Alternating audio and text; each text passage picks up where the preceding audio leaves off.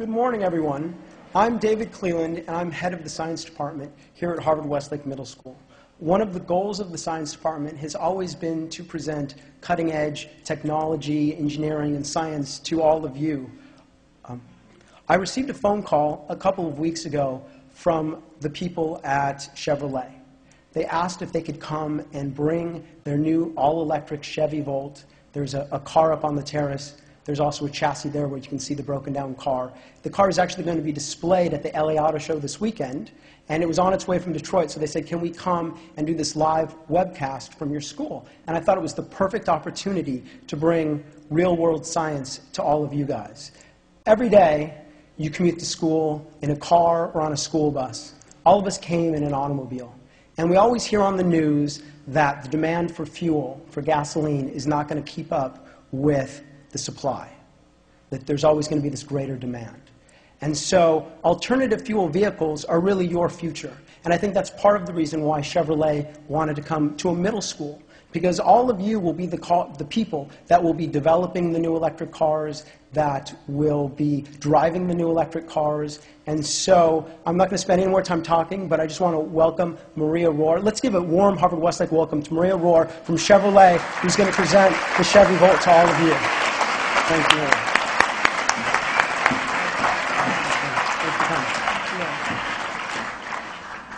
Thank you, David. Good morning, everyone. It's great to be with all of you today, and I'm very excited to talk about energy solutions and a greener future. My name is Maria Rohr with Chevrolet, and I'd also like to introduce a gentleman with me from Chevy. He is a guy we call Dr. Volt, Mr. Tony Pazawatz, our engineering expert right over here. Tony, stand up, take away.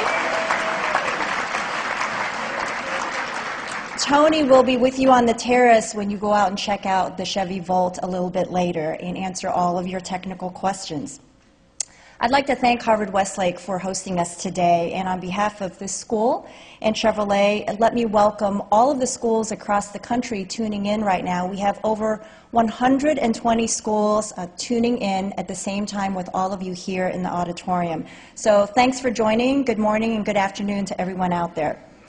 Today, we're going to discuss how we can charge the battery and change the world together. First, let's take a look at why the subject is so important.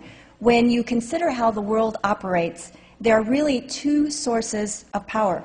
Renewable energy, this is generated from natural resources like sun, wind, and water. And then there's non-renewable energy. There are sources that are produced over and over again, like fossil fuels from coal and oil. And there's a big difference between the two sources. Over long periods of time, non-renewable energy cannot be reproduced on a scale that is sustainable to consumption. We will eventually run out. On the contrary, renewable energy from natural resources remains a constant source of energy, and we will not run out of solar or wind or hydro or water sources. And the key to providing answers for our long-term transportation needs, especially in the car business, my business, is to begin relying more on our natural resources. And by doing this, we can provide answers to our energy needs that are sustainable for a long, long time to come. So why is Chevrolet here today? Why is a car company here today with all of you? Well, it's important that Chevrolet help take the lead in discovering the best energy sources to power our cars and trucks and for our future and the future leaders here in the stadium and around the country. And we want to talk with you specifically about our solution for a greener future. Specifically, we want to take a look at the contributions of electricity to cars and trucks. Electricity is a secondary energy source. That means the electrical energy is created and generated from primary renewable energy sources like hydro, solar, wind power, along with other non-renewable sources like natural gas, oil, and coal. By using renewable sources to create electricity, we are not relying solely upon gasoline, which is non-renewable and has a limited supply. And it's better for the environment and, of course, better for our world. But why is electricity so important? And why do we even consider it? Electricity is quite simply the flow of an electric charge. When you capture that electric charge, you can harness it to create energy. Electricity powers our world. You see the force of electricity in nature when the storm clouds shoot large bolts of lightning. You can also see it crackling through your fingertips as a result of a static spark that jumps from an object when you touch it. But electricity, believe it or not, also powers your body. As you probably remember from Star Wars, the Emperor was loaded with electricity. Like Luke Skywalker and Yoda found out the hard way, now didn't they? But for us mere mortals, electricity serves a much more positive purpose. Our brains actually generate electric waves telling the systems in our body how and when to operate. So electricity is just as important to your nervous system as it is to energizing your cell phone, your Wii, your Xbox 360. Electricity is something very common that we use every day, and frankly, there are a lot of things in life that would be a lot harder without electricity. Let's think about it. How long could you stay on Facebook or Twitter without an electric recharge?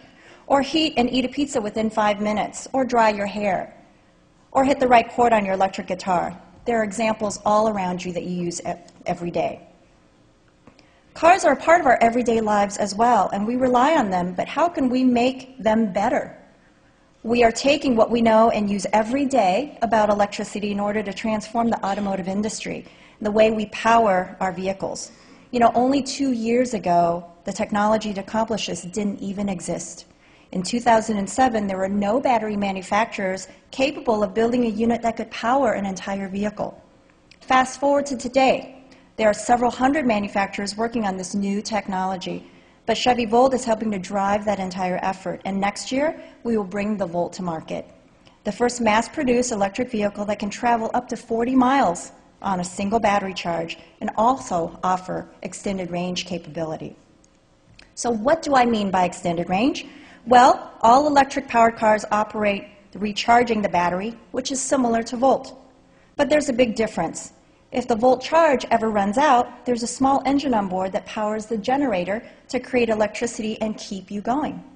When other electric cars drain their charge, they need to stop and recharge, which might make you late for your soccer game or a visit with friends. Let me show you what I mean with this brief video. Let's take a look. Electric vehicles are cool. You can drive using only battery power until the juice runs low and you need to stop to recharge, which can take several hours. More electric vehicles mean we use homegrown electricity for our cars, less foreign oil, and create fewer emissions. Electric vehicles with a range extender, like the Chevrolet Volt, will give drivers more flexibility. When the electricity stored in the battery runs low, the Volt's engine generator kicks in automatically to make more electricity, so you can be spontaneous and keep driving for hundreds of miles until you have to refuel or plug in and recharge the battery. Electric vehicles are cool. Electric vehicles with range extenders are really cool.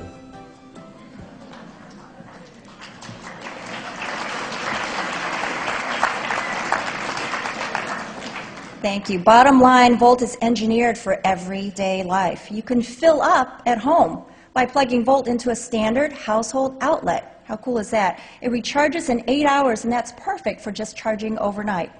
Or for faster charging, you can plug it into a 240-volt outlet and recharge in about 3 hours. As we said, on that one charge, Volt can drive up to 40 miles without gas or producing any tailpipe emissions. It's clean and it's green. This is why we say the future of transportation really is electric. And since nearly 80% of drivers in America commute less than 40 miles per day, they can drive for extended periods of time gas-free. As you saw in the video, for people traveling further than 40 miles, you can just keep driving because our small engine and generator can keep Volt running up to 300 miles total until you can recharge or add more fuel. And that 300 miles would easily cover a trip from Los Angeles to Modesto or Monterey, Phoenix to Las Vegas, even Detroit to Chicago, all without stopping.